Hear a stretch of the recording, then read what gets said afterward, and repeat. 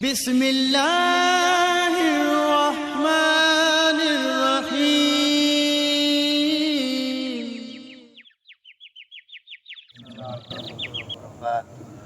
Kita panjat bersyukur kepada Allah SWT yang mana pada malam hari ini kita masih diberikan kesehatan, diberikan kekuatan, masih bisa berkumpul bersama-sama bermujahadah dalam Al-Quran, dalam ilmi di masjid.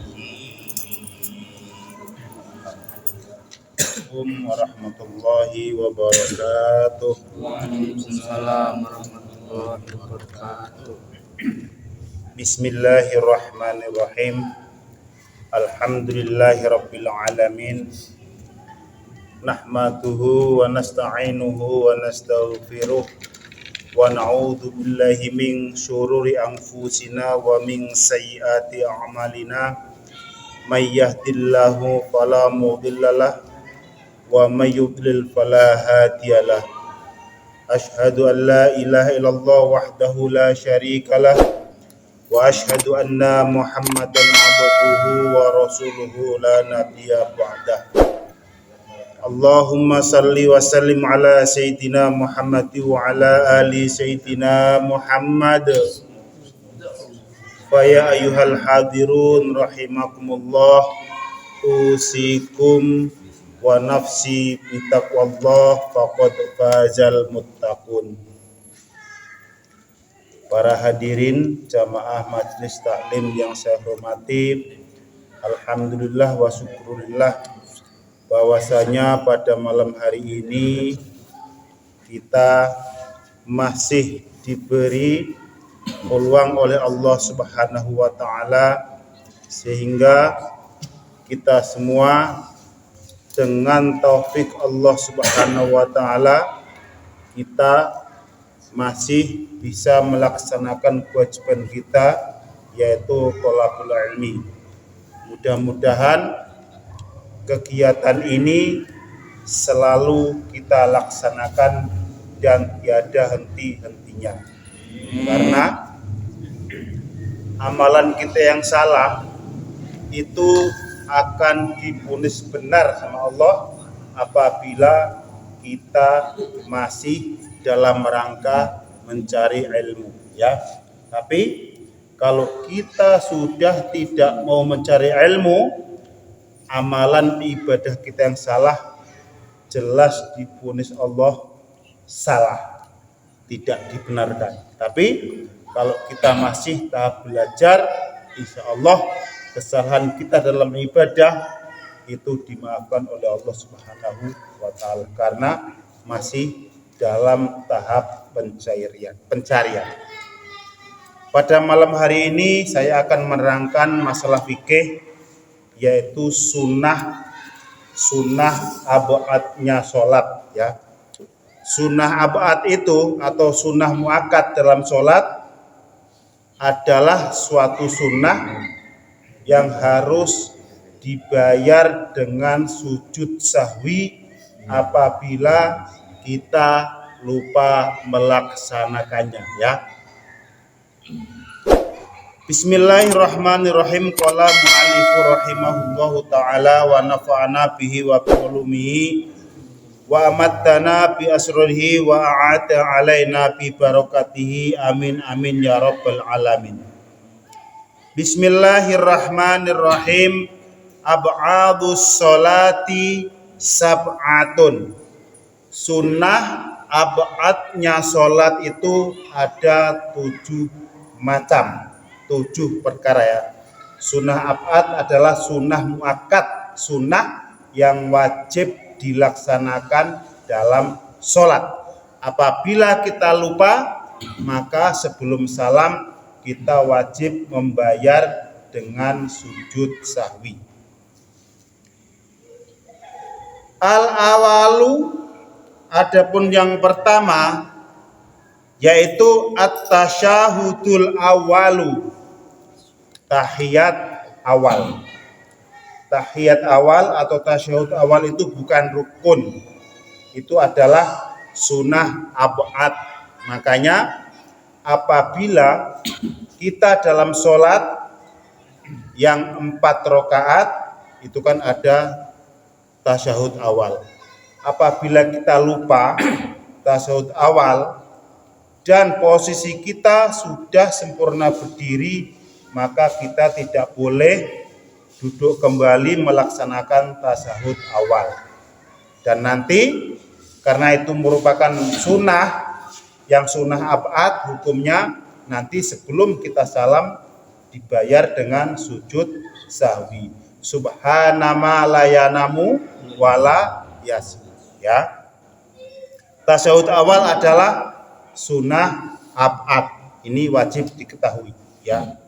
Seperti yang pernah saya utarakan, apabila imam lupa melaksanakan tasyahud awal, bagaimanakah ihwalnya jamaah atau makmum?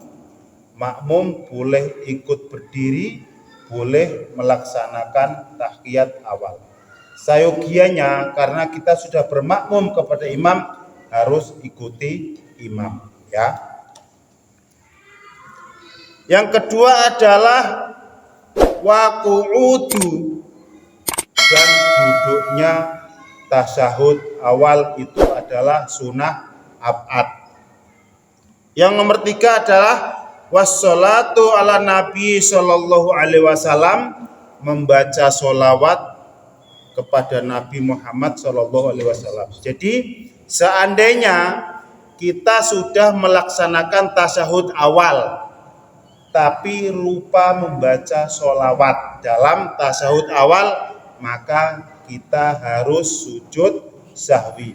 Asyhadu an la ilaha illallah wa asyhadu anna Muhammadar Rasulullah, langsung berdiri, itu belum dibaca sholawat. Harusnya Allahumma sholli ala sayyidina Muhammad wa ala ali sayyidina Muhammad, baru berdiri. Baca sholawatnya di dalam tasyahud awal itu adalah sunnah ab'ad. Apabila dilupakan, kita harus membaca sujud sahwi. Dan ini bukan kontroversi. Semua ulama mengatakan wajib sujud sahwi, ya. Karena ulama semuanya sepakat bahwa tasyahud awal ini adalah merupakan sunnah ab'ad, bukan rukunnya sholat. Selanjutnya adalah wassolatu, dan membaca sholawat ala ali, dan membaca sholawat kepada sahabat Nabi fi tasyahudil akhiri, di dalam tahiyat akhir. Melaksanakan tahiyat akhir dalam sholat itu rukun. Rukun itu wajib dilaksanakan. Apabila tidak dilaksanakan, maka sholatnya rusak. Tapi sholawatnya di dalam tasyahud akhir itu hukumnya sunnah ab'ad. Apabila tidak dibaca sholawat tersebut, maka sebelum salam musolli atau orang sholat harus melaksanakan sujud sahwi, ya. Selanjutnya adalah nomor 5 wal kunutu, dan doa kunut. Nanti saya jelaskan kontroversinya doa kunut sunnah muakkad atau tidak sunnah. Wassalatu wassalamu ala nabi wa alihi, dan membaca sholawat salam kepada Nabi di dalam doa kunut itu juga merupakan sunnah ab'ad, ya. Jadi wassallallahu ala sayyidina Muhammadin nabiyil ummi wa ala alihi wa sahbihi wa baraka wa sallam, itu sunnah ab'ad. Bagi yang meyakini kunut itu sunnah ab'ad, terus kita lupa membaca sholawat dalam doa kunut, harus dibayar dengan sujud sahwi. Karena sholawat Nabi dan sholawat untuk keluarga Nabi dalam bacaan doa kunut itu merupakan sunnah ab'ad yang harus kita laksanakan, ya.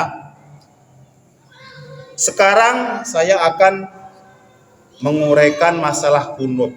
Kunut itu sunnah atau bukan. Siapakah yang menyunahkan, siapakah yang tidak menyunahkan. Tapi yang bilang wajib nggak ada. Semua ulama sepakat bahwa kunut subuh itu adalah sunnah ab'ad, bukan wajib. Pertama, hadis dari Al-Hakim. I'lam, ini hadis yang diriwayatkan oleh Al-Hakim dan Ibnu Abdillah, Abu Abdillah. I'lam, maka ketahuilah, annal kunuta fi sholati subhi sunnatun muakkadatun. Sesungguhnya doa kunut dalam sholat subuh itu hukumnya sunnah muakkad. Lil hadisi sahihin, karena ada hadis yang sahih. An Anas bin Malik, diriwayatkan dari Anas bin Malik. Ya, ini hadisnya diriwayatkan dari sahabat Anas bin Malik. Anna Rasulullah sallallahu alaihi wasallam, sesungguhnya Rasulullah sallallahu alaihi wasallam lam yazal yaqnutu fi sholati subhi, tidak henti-hentinya membaca doa kunut pada sholat subuh, hatta faraqat dunya, sehingga meninggal dunia. Rawahu Al-Hakim wa Abu Abdillah, diriwayatkan dari Hakim dan Abu Abdillah. Lalu kita mentang-mentang dengar hadis ini, jangan pula kita menyalahkan orang yang tidak kunut. Nanti akan saya jelaskan di mana riwayatnya orang yang tidak menganggap doa kunut itu sunnah muakkad. Ya, pertama kali ada kejadian yang namanya perang Rojih. Setelah Rasulullah Shallallahu Alaihi Wasallam menjalankan perang Uhud, ya, ada perang Uhud, kan pasukan Rasulullah kalah karena di belakang yang dinamanya Jabal Roma itu yang disuruh Rasulullah untuk menjaga benteng tergiur oleh ghanimah, harta jarahan. Karena para sahabat ini tergiur oleh ghanimah sehingga mereka turun gunung berebut ghanimah. Di saat sahabat itu enggak patuh sama Rasul, turun gunung merebut ghanimah, disitulah pasukan kafir Quraisy menyerang memakai pasukan panah, sehingga kocar kacirlah sahabat Rasulullah Shallallahu Alaihi Wasallam. Termasuk di situ adalah Sayyidina Hamzah terbunuh, ya, pada perang Uhud. Dan para tentara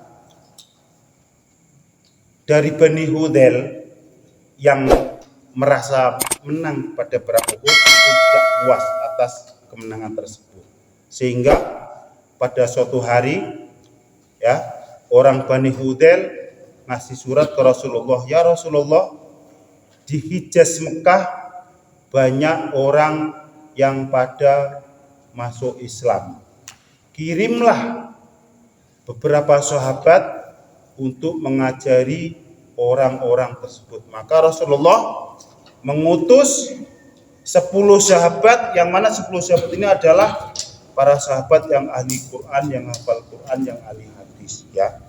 Disuruh pergi ke Hijaz Mekah oleh Bani Hudayl, dan di pertengahan jalan dihadang dan dihujani anak panah sehingga meninggallah 7 orang.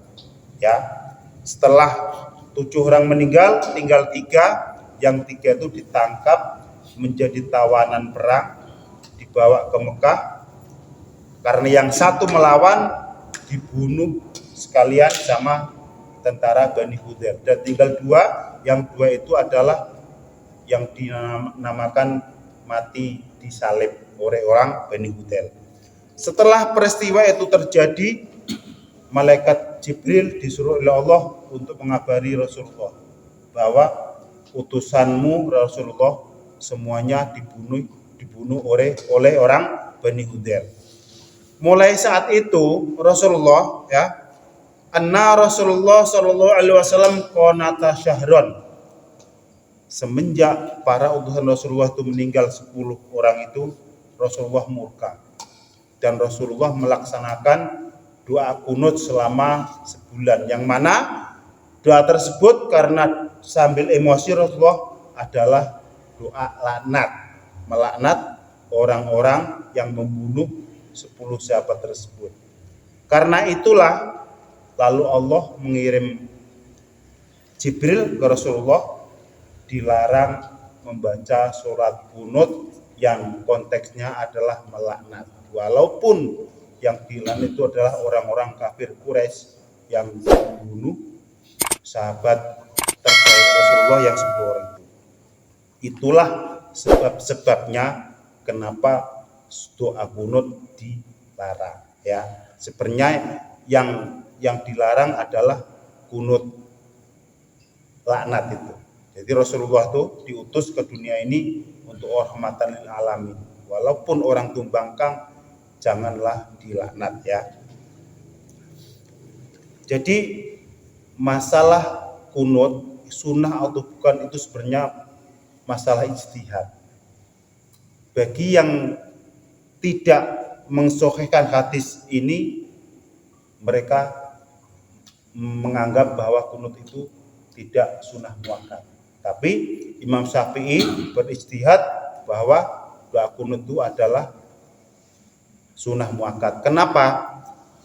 Apapun yang pernah dilaksanakan Rasulullah, kita boleh untuk melaksanakannya. Contoh seperti puasa Senin Kemis. Itu Rasulullah tidak selamanya puasa Senin Kemis.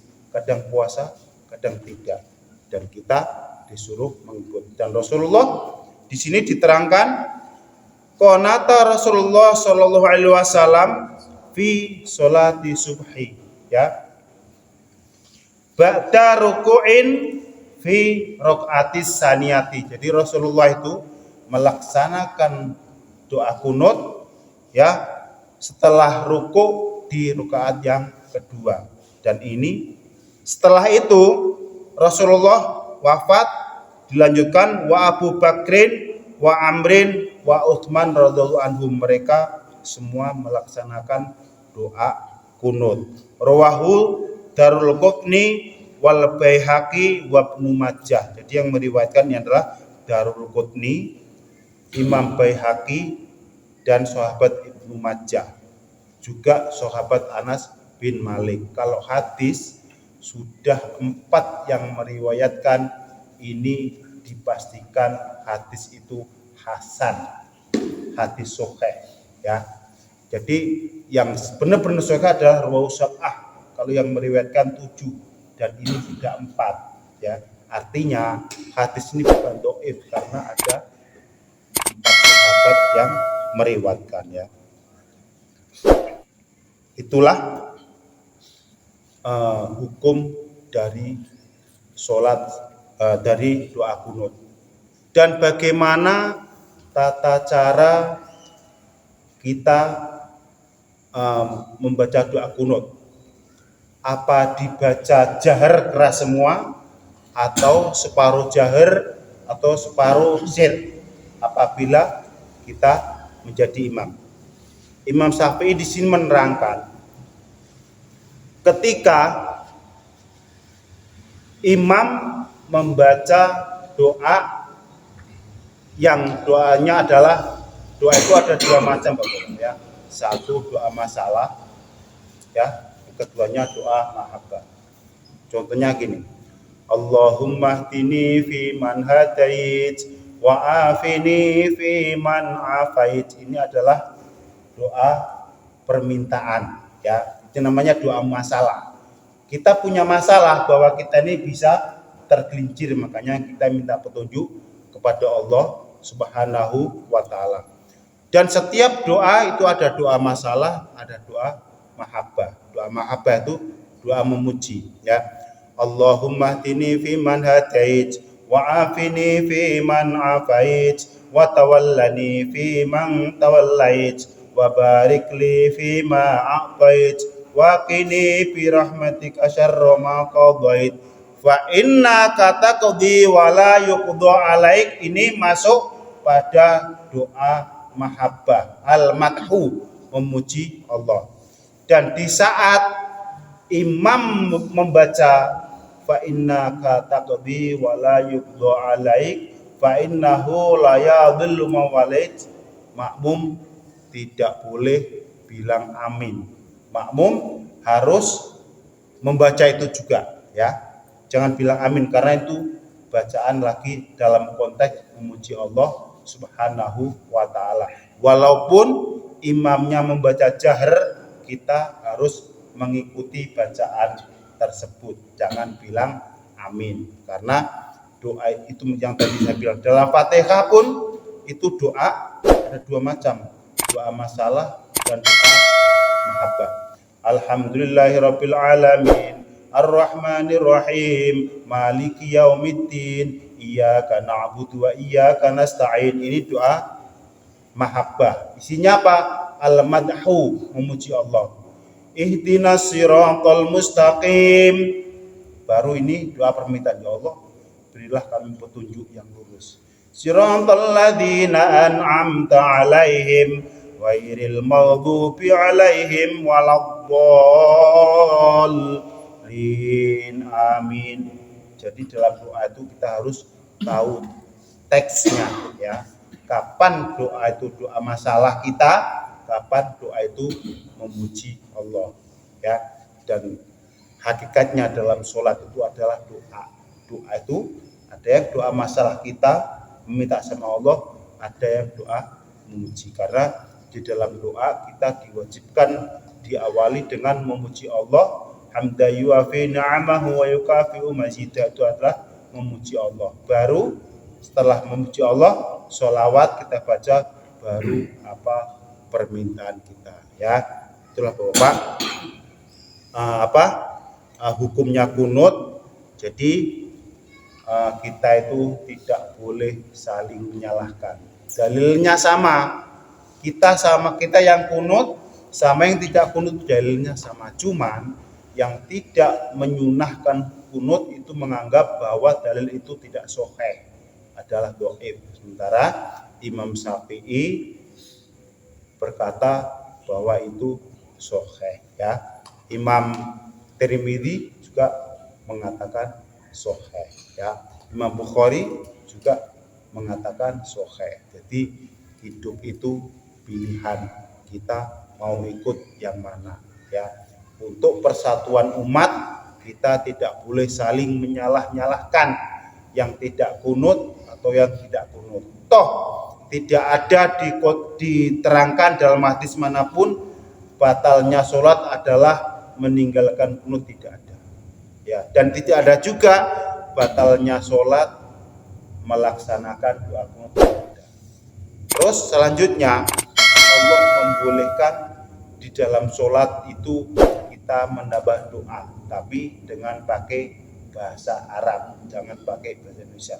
Contoh, saat kita sujud setelah baca subhana rabbiyal a'la wa bihamdi, kita diperbolehkan untuk berdoa. Terserah apa kemauan kita kepada Allah Subhanahu wa taala. Yang jelas kalau mau diucapkan harus memakai bahasa Arab, ya. Apabila tidak pandai bahasa Arab, harus diangan-angan dalam hati saja. Setelah kita baca subhana rabbiyal a'la wa bihamdi, kita minta pada Allah, kalau nggak pandai bahasa Arab pakai bahasa Indonesia, tapi dalam hati jangan diucapkan, karena kalau diucapkan batal sholatnya, ya. Mungkin itu saja karena sudah malam ngaji. Kalau terlalu banyak juga bosan, ya. Mudah-mudahan bermanfaat dan menambah ilmu terhadap kita semua, walaupun sedikit. Insya Allah ini bekal buat kita, ya. Tidak perlu kita saling menyalah-nyalahkan. yang kunut atau tidak kunut. Bagi yang tidak melaksanakan kunut, apabila jamaah dan imam melaksanakan doa kunut, kita harus ikut amin. Karena hukumnya makmum harus ikut kepada imam. Selagi imam tidak melaksanakan hal-hal yang membatalkan sholat, wajib kita ikut imam, ya. Wallahu a'lam bishawab. Mudah-mudahan bermanfaat. Mohon maaf atas kekurangannya. Wassalamualaikum warahmatullahi wabarakatuh.